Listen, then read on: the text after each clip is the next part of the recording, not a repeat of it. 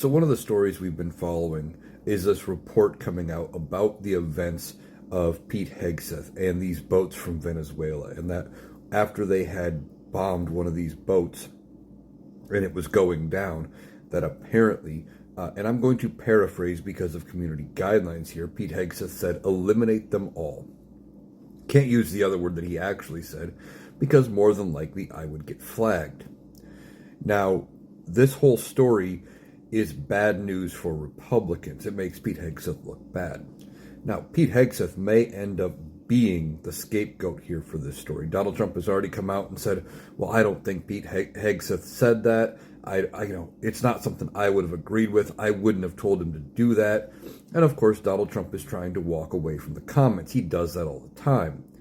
And when asked about things, he says, well, I don't really know about that. I don't know anything about that story. I don't know anything about him saying that.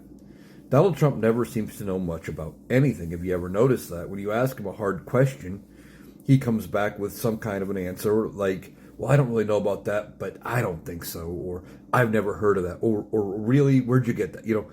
Those kind of things. He doesn't know anything, okay?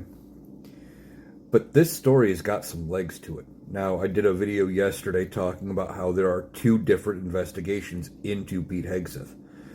And apparently now Democrats are looking into whether or not this would fall under an impeachable offense. And I would think condoning the unaliving of other people from other countries in international waters should count. But see, I'm of the mind that if they decide to go that route, it would only get brought up and passed in the House if they have the votes in the Senate to remove Pete Hegseth.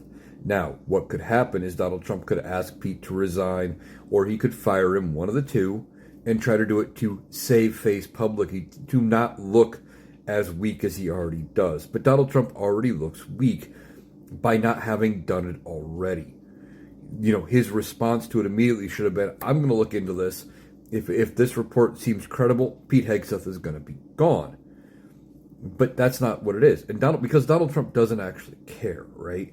He is happy with the chaos. He's happy with the headline because he thinks it makes him look tough. He thinks he looks like a strong leader by doing all of these things.